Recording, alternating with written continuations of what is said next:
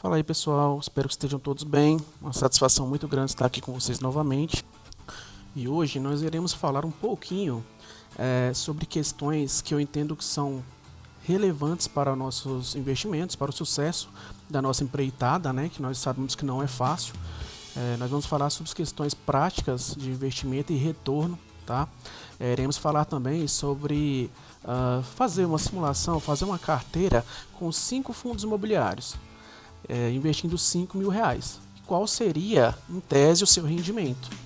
Além de tudo isso, nós vamos falar a importância do fator tempo conjugado com os juros compostos. O que seriam esses juros compostos e como ele estaria nos auxiliando a conseguir alcançar os nossos objetivos ou aumentar o nosso patrimônio com o decorrer do tempo. A gente sabe que é importante que a gente tenha um certo controle a respeito dos nossos investimentos, no sentido de que entender que eles vão crescer de uma forma, no início principalmente, de uma forma lenta, porém tem que se garantir, né, se manter os parâmetros de aporte para que esse prazo seja diluído através dos aportes de forma constante, né, de forma que seja feito todos os meses. Então, iniciando nosso conteúdo hoje, vamos começar agora a analisar, a verificar, né, os fundos imobiliários que eu vou utilizar nesse exemplo de carteira. Por que eu entendo que eles são bons, né, e por que eles valem o estudo de vocês. Novamente, é bom destacar que não se trata de recomendação de investimento. Então, vamos iniciar agora com o primeiro fundo imobiliário, de modo a demonstrar como que vai funcionar aí o investimento em si, né, o aporte, quanto que seria o rendimento dele, e a importância depois, né, dos juros compostos no crescimento do nosso patrimônio. Então vamos lá, esses ativos que eu trouxe aqui hoje basicamente são ativos que estão na minha carteira.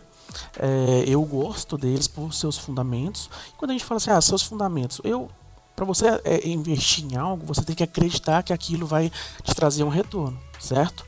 Então, quando a gente fala em fundamentos, obviamente tem os fatores de marcação, o PVP, enfim, esses apontamentos que você tem que analisar no fundo para que você veja se ele é um fundo bom ou não. Mas, basicamente, você tem que entender que esse fundo tem fundamentos, tem um objetivo que você acredita que vai dar um retorno para você, certo? Então vamos lá. Os 5 fundos imobiliários que eu trouxe a título de exemplo, e não se trata de recomendação de investimento, é o HGLG, que todo mundo conhece, um fundo de logística, já consolidado na Bolsa de Valores, né, e no mercado de fundos imobiliários. O último rendimento dele foi 1,10, né, dividend yield de 8,09, patrimônio de 5,3 bilhões de reais. E aí nós vamos levar em consideração aqui qual foi o valor da cota no momento que fechou, né, na data com aqui, no momento que fechou a questão do direito de você ter o rendimento do mês. Tá? Então a data com aqui foi no dia 28 de março, a cotação estava a R$ 129,20. Então, R$ 169,20. Outro fundo imobiliário que eu peguei a título de exemplificação é o QNCR11, é um fundo da Kinea, é um fundo de papel, que também é muito bom, pelo menos é o que eu acho, considerando o estudo que eu fiz sobre ele. Novamente eu reitero que não se trata de uma recomendação de investimento, então eu utilizei ele aqui porque é um fundo de papel que já está também, entre aspas, consolidado no mercado. Então a data com dele no dia 28/3, o pagamento vai ocorrer dia 11 de abril e na cotação na data foi de R$ 103. Então, vamos aqui, R$ 103. TRXF é um fundo de tijolo também, ele tem mais imóveis que garantam uma renda urbana, então basicamente supermercados, né, hipermercados. Gosto desse meio, porque creio que é um meio que não vai acabar, então entendo que o TRXF é um bom fundo. A data com dele, dia 28/3 também, 111. PTS11, fundo de papel muito bom, Capitania Securities, dividend yield dele de 10,20% nos últimos 12 meses. O PVP dele tá bom, né? Tá abaixo de 1, então já é um sinal que está descontado. Ele ainda, nesse referente mês, ele não teve datacom, né? Porque aqui dia 12/3 ele tem a datacom diversa dos demais. Porém, vamos pegar essa aqui mesmo, né? De março, 8,41. E por fim, um fundo da Kinea também, é um fundo híbrido, que é o KNR11. É um fundo que também já é um fundo, digamos, que tem algum tempo a mais na Bolsa de Valores. É um fundo híbrido, porque ele visa fazer investimentos em imóveis de todas as áreas de tijolo, né? Então ele tem edifícios, né? Ele tem uma diversificação de imóveis muito grande. Então ele é um fundo bom no meu ponto de vista. A datacom dele foi dia 28/3 também, para pagamento dia 12 de abril, inclusive meu aniversário. E a cotação do dia foi 165,50. Então agora nós vamos começar a fazer aqui essa simulação dessa carteira aqui. Suponhamos que você tivesse R$5.000 e fosse montar essa carteira aqui. A gente ia dividir aí mais ou menos R$1.000 por fundo, né? Então aqui, vamos ver, 5, 800, 6.500 aqui. Aqui também, vamos jogar 6 com 8. 10 passos mais. 9, aqui, 8. Aqui a gente pode colocar 50 mais, né? 120, aqui eu posso colocar. Aqui passou um pouco. Vamos poder tirar qual aqui? Vamos tirar 10 daqui. Aí ficaria essa carteira consolidada, vamos assim dizer. Então seria 6 cotas do HGLG, 9 do KNCR11, 8 do TRXF, 110 cotas do CPTS e 7 cotas do KNR11. Agora a gente vai voltar lá e vamos observar o valor do dividendo. Aqui o HGLG pagou 1,10. Pagou 9. O TRXF pagou 90 centavos. O CPTS11 pagou 8 centavos por cota. O KNR11 pagou R$1 por cota. Agora vamos ver o que deu isso no mês.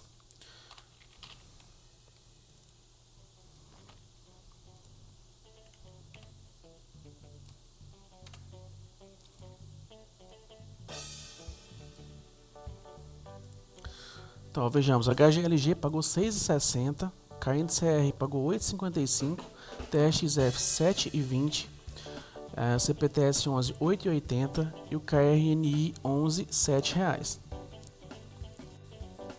Pois bem, quanto que vai dar isso no mês então nessa carteira de R$ 4.921 se você tivesse feito esse investimento em março, abril de 2024?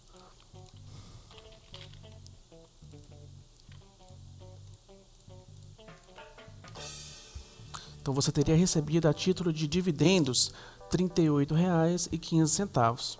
Aí é isso que eu chamo a atenção para aquilo que eu disse no começo do vídeo. Se a gente olha esses valores, algumas pessoas vão entender que se trata de um valor muito baixo, né? Muito aquém do que a gente investiu, mas na verdade não é. A gente vê que o dividend yield nessa circunstância é um dividendo que ultrapassa e muito, eu vou nem considerar a poupança como investimento, mas algumas rendas fixas, né, como em razão da Selic estar em baixa, é um dividendo que ele tende a sempre crescer, porque aqui a gente vai aplicar os juros compostos ao nosso favor. Por isso que eu sempre digo, você tem que entrar bolsa sabendo que é um investimento a longo prazo e você tem que utilizar os juros compostos ao seu favor. Então é pegar esse dinheiro e reinvestir naqueles ativos que você entende que vão trazer bons resultados para você, porque vai se tornar uma bola de neve. Então, você aporta mais, vai receber mais dividendo, aporta mais, vai receber mais dividendo e assim vai gerando um patrimônio que no futuro vai se mostrar extremamente relevante e creio que, assim como eu, vai se arrepender de não ter começado antes. Porque se eu pudesse ter começado antes, vocês podem ter certeza que eu teria começado. Até disse com uma colega esses dias que eu estava conversando sobre isso, é um vício bom, né? Porque você, a partir do momento que você começa a investir, você começa a dar mais valor ainda ao seu dinheiro, só que sem deixar de também aproveitar a vida. Você só vai ter maior planejamento quanto ao uso desse dinheiro.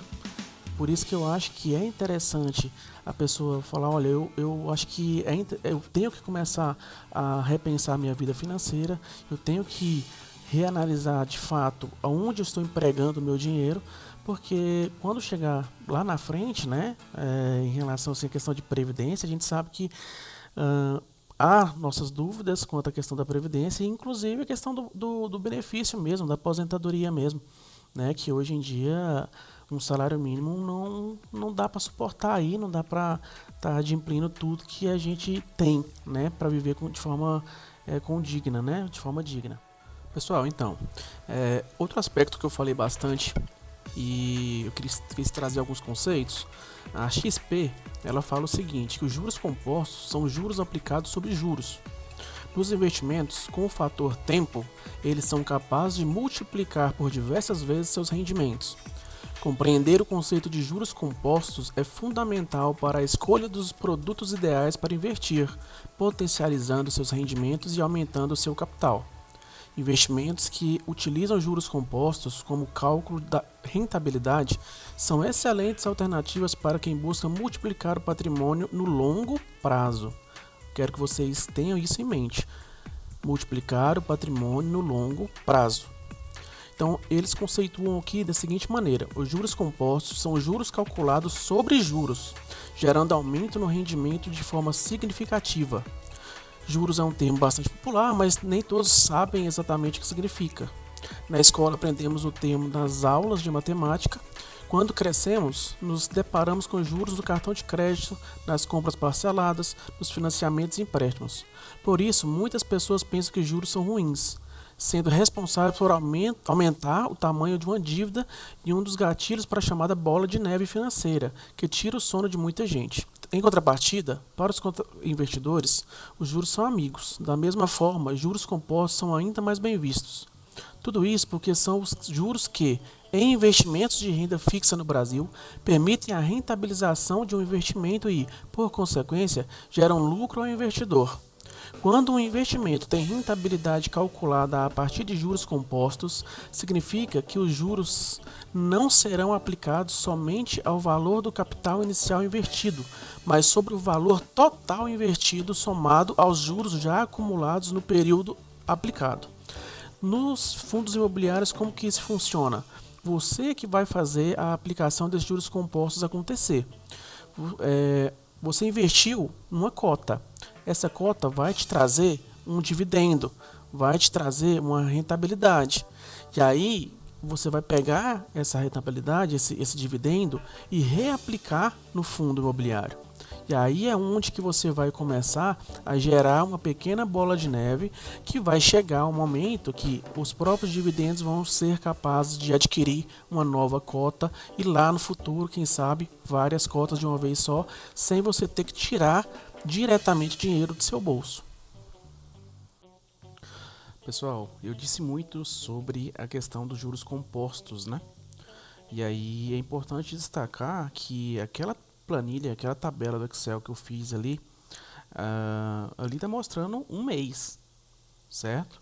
E como eu disse no começo do vídeo, esse tipo de investimento, ele tem que ser levado a longo prazo. Então assim, o Clube FI, Eu não estou ganhando nada para isso, mas é um site bom para quem está começando também, porque tem várias ferramentas. E aqui tem uma ferramenta que eu acho interessante, que é essa aqui, ó, juros compostos. Aqui vai mostrar o efeito dos juros compostos nos seus investimentos em relação a fundos imobiliários. Então vamos utilizar aqui o HGLG, como geralmente eu utilizo como exemplo. E aqui a gente vai mostrar o efeito do tempo no seu investimento. Então vamos por lá, 01, você começou a investir em 2015. Aqui a gente vai colocar só 10 cotas porque a gente colocou lá R$1.000, né? O limite de R$1.000 na nossa planilha, no nosso exemplo. O aporte mensal eu vou colocar aqui R$250. E vamos colocar para calcular. Aqui é o gráfico. Olha para vocês verem que, salvo essa partezinha aqui, ó, que é o período da pandemia, ele está num ascendente, né? E aqui nós podemos ver o seguinte, que chama muito a minha atenção. O patrimônio, ele teve esse aumento, né? Foi de R$1.091 para R$54.520,58. O número de cotas, de 10 cotas foi para 326 cotas. Então ele teve esse acréscimo aqui de 3.160,83%. O valor por cota, assim, particularmente eu não considero muito, uma vez que eu quero renda, né? Então, se obviamente crescer o valor da cota, ok, né? Mas nós temos, eu mesmo observo muito a questão da renda. O total dos aportes foi 27.750 e aqui nós podemos ver, ó, que os dividendos e os aportes eles chegaram num momento que quase parearam ali, né? Isso é para mostrar que com o tempo é possível que você receba mais de dividendos sem ter aportado tanto, ou melhor dizendo, você vai receber mais dividendos, perdão, do que você tenha feito aportes, tá? O yield on cost basicamente é a relação de preço médio de aquisição, né? Um exemplo que a gente pode dar é o seguinte: se você receber R$1 de dividendo e a ação custou R$10, poderia ser assim, né? O yield vai ser de 10% nesse exemplo meu. Então é isso que se trata esse indicador. Então a gente vê aí que começou com 3,34% e agora está 32,51%. E a média acumulada patrimonial, a gente vê que houve esse acréscimo aqui, né? Então é o seguinte, gente, é isso que eu quis tratar para vocês. É a questão de você estar utilizando o seu dinheiro para trabalhar para você, né? E utilizar os juros compostos em seu favor. Então é isso. Obrigado, gente. Um abraço.